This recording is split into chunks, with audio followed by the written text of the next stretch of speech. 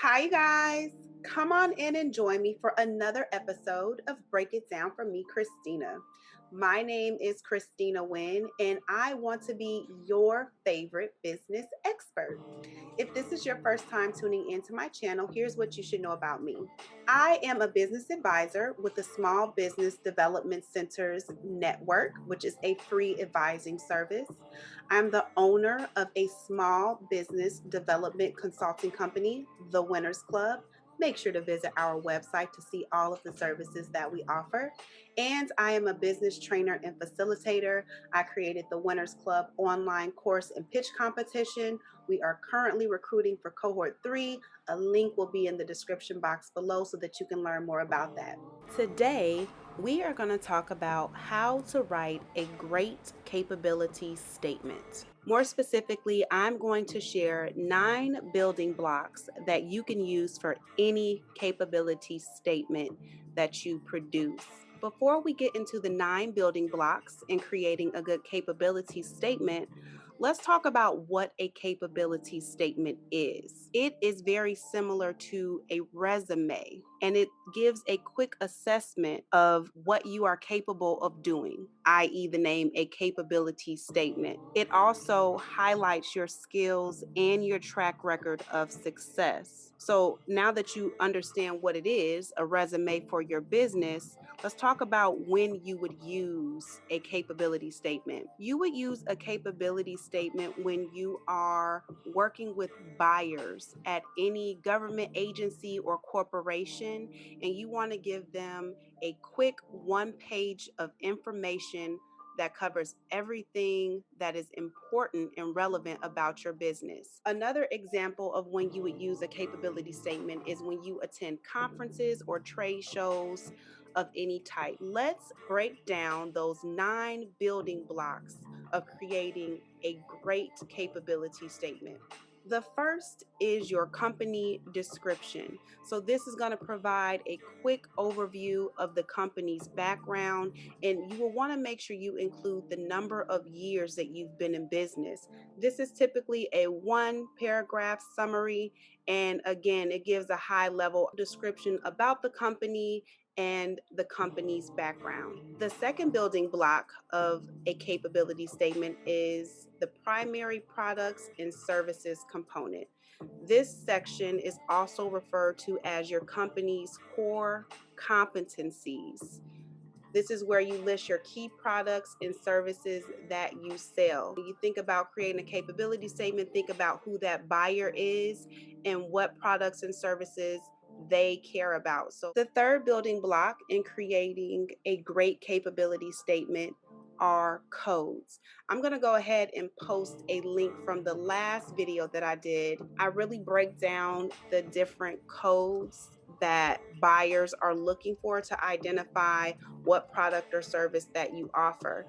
So make sure you check that video out. You want to list the codes that potential buyers are looking for. If there is room, you also want to list the description of the code. So for instance, your code may be 11705, which is organizational consulting. So if you have enough room, you will want to put the number of the code and also the description of that code. Also, if you have a DUNS number, a state contractor's number, or a bonding number, you will want to include all of those identifiers on your capability statement. The fourth building block in creating a capability statement is your contact information.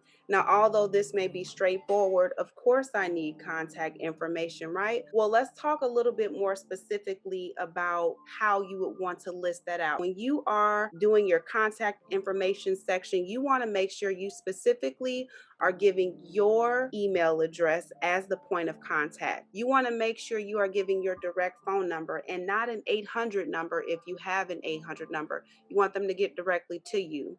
You also want to make sure you specify your geographic reach. Is your reach local? Do you have regional reach, or do you have nationwide reach, or even global reach? And then finally, you want to make sure you include your website. That'll be really important. It shows a level of credibility and reputability in having a website So you want to make sure you include that in the contact information. The fifth building block of a great capability statement are certifications. So if you are a woman owned, minority owned, veteran owned company, you will want to not only include that descriptively, but if they have a badge, if that certifying agency like the SBA, HubZone, if they have a badge, you will want to include that on your capability statement as well. Hey guys, if this information has been helpful for you so far, please make sure to like, share, subscribe, comment so other entrepreneurs just like you can get this really valuable information. But now let's get back into the content. The sixth component or building block of a capability statement is your logo. So this is really important for branding purposes. So in creating that brand recognition, you want to include your business logo and your picture as the owner. So it's very important to brand your capability statement. The seventh building block is your statement of capability. This is where you share your value proposition or what makes your company unique. It's important to know that you will not be the only option or choice that these buyers have to choose from. So the statement of capability is your opportunity to show how will you make the buyer's job easier? What problems are you solving with your product or service that this organization has? The eighth component or building block of a capability statement are your differentiators and competitive advantage. So this is extremely important based on what I shared in the last slide. You will not be the only choice for the buyers. It's important for you to not only tell them how you will help them through the statement of capability, but also talk about things that give you a competitive advantage or that make you different from your competitors. So for instance, being certified as a minority woman-owned business, that is a differentiator. Maybe you have special licensure, maybe you have special connections or pricing. Think through things that give you a competitive advantage or differentiate you from your competition, and you will want to explicitly bullet point those things in your capability statement.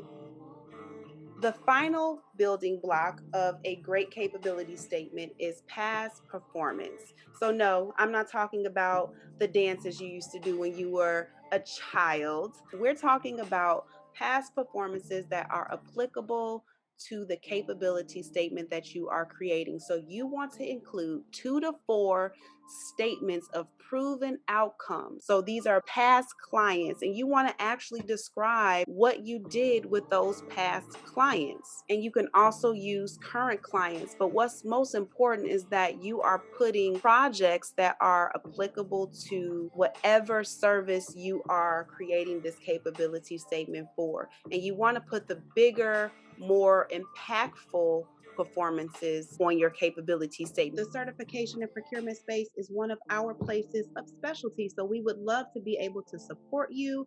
Visit our website, the link will be down below. Check out what we have on our booking page to see if it makes sense for you. But if you have questions, take advantage of the 15-minute chat option that I have. I can cover a lot of ground in 15 minutes, and I'm always willing to just share. So make sure you follow me on social media. Information's right there. I post really good content, and we'll keep you all engaged with just different business opportunities, grant opportunities, programmatic opportunities out there for entrepreneurs and small business owners. So I will look forward to seeing you all next time. I'm Christina, and I just broke it down for you.